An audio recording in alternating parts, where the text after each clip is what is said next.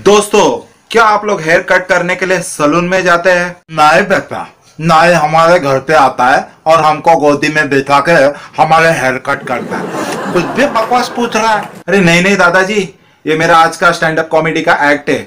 ये मेरे दादाजी है, बीच बीच में इनको टांग गड़ंगा करने की गंदी आदत। तो तब स्टैंड अप कॉमेडी कर लो ना, तो कुछ ढंग के ऐसे जोक मारो कि लोग हंसे, रोए नहीं।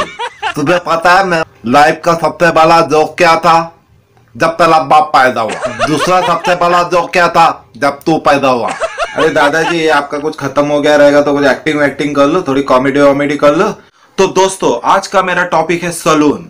सलून में लोग हेयर कट करने के बाद, अलग अलग सर्विस लेने के बाद, हेड मसाज या जो भी है, बाद नाई को टिप देते हैं। अरे कोई टिप देता है तो तेरे बाप का क्या जाता है?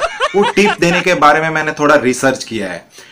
100 में से 50% लोग ही नाई को टिप देते हैं, और 50% में से 10% लोग जो है दिल से टिप देते हैं, और 20% लोग जो है उन 10% जो टिप देने वाले रहते हैं उनका कॉपी पेस्ट करते हैं, उनको फॉलो करते हैं। यार, इधर तो सब लोग टिप दे रहे, शायद मुझे भी देना पड़ेगा। और बाकी के 20% जो है वो ईगो वाले रहते हैं। मतलब ये तो शक्ल से इंजीनियर लगता है, जॉबलेस कहीं का, ये टिप दे सकता है तो मैं क्यों नहीं दे सकता। और जो बाकी के 50% लोग होते हैं जो टिप नहीं देते, वो लोग ये सोचते हैं आमचे पैसे काय झाडाला नाही लागले, यांना टिपा वाटा। ये हो गई एक कैटेगरी। दूसरी कैटेगरी है, मेरा एक दोस्त है, वो सलून में हमेशा नाई को टिप देता है। तो मैंने उसको पूछा, भाई तू सलून में इतना टिप क्यों देता है? वो बोला, अरे भाई टिप देने से ना स्टेटस बढ़ता है, स्टेटस अंदर है ना, अंदर अमीरों वाली फीलिंग आती है। मैंने बोला, अबे साले, गरीबों के मुकेश अंबानी इधर मेरा 5 साल से उधारी नहीं लौटा के मेरे अंदर की दोस्ती वाली फीलिंग को मार रहा है, और इधर सलून वाले नाई के साथ अमीर वाली फीलिंग का आनंद उठा रहा है। दोस्तों, मानो या ना मानो, टिप देने से एक फायदा आपको जरूर होता है। आपके बॉडी में एक घुंघराले बाल वाली जगह है, प्राइवेट जगह है, जिसके बाल है ना, नाई बिना शर्म किए बेझिझक काटने को हमेशा रेडी रहता है। साहब, उधर के भी बाल काट डालू। वो जगह दुनिया की सबसे खुफिया, बदबूदार, वो है आपकी बगल। आपको क्या लगा? हाँ, डर्टी माइंड कही क्या? वो जगह जिसको अगर किसी ने सूंघ भी लिया ना तो 10-15 साल के लिए कोमा में जा सकता है। लेकिन नाई को कुछ होता नहीं है। पता नहीं उसके पास ऐसे कौन से सुपर पावर होती है। शायद अपनी सांस रोकता होगा,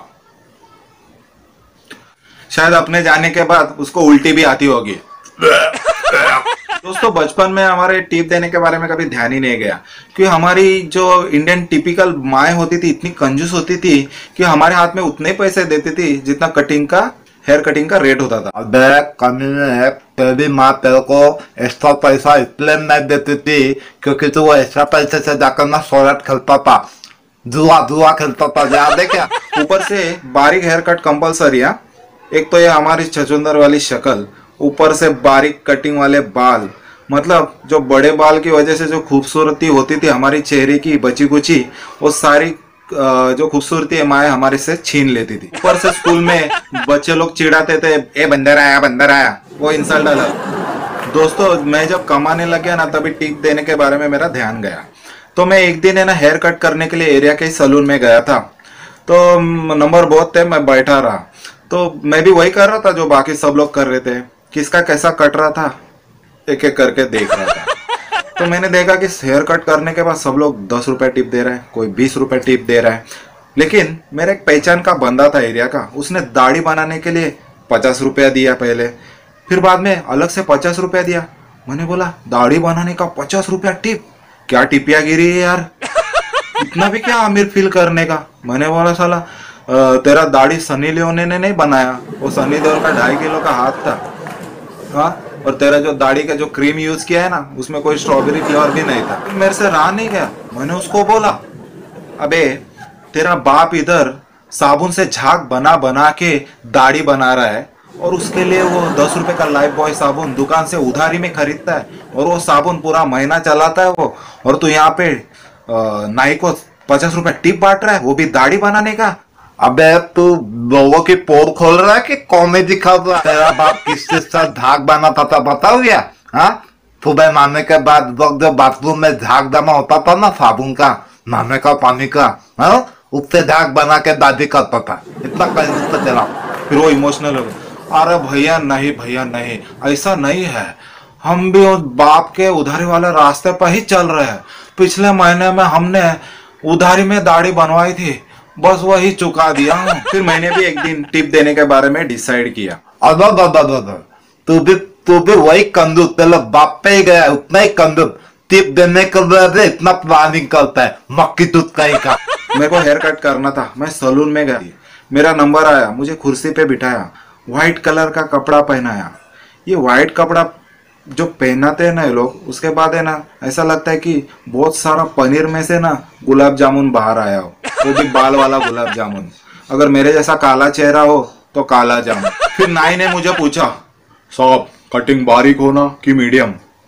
नाई लोग ये सवाल है ना सिर्फ फॉर्मेलिटी के लिए पूछते, क्योंकि वो काटते अपनी मर्जी से ही।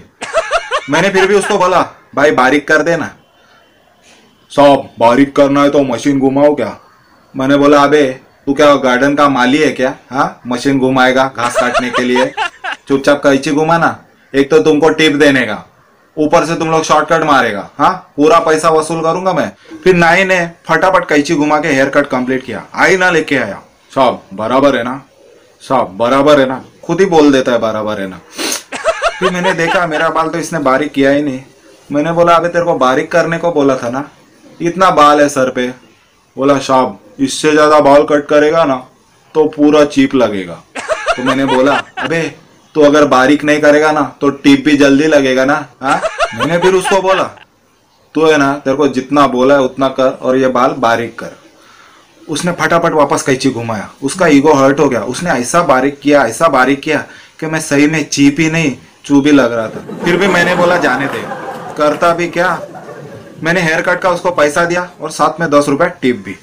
भाई तभी है ना अमीरों वाली फीलिंग सही में आने लगी। हाँ, मतलब स्टेटस एकदम हाई हो गया। फिर मैं घर जाने के लिए वहां से निकल पड़ा।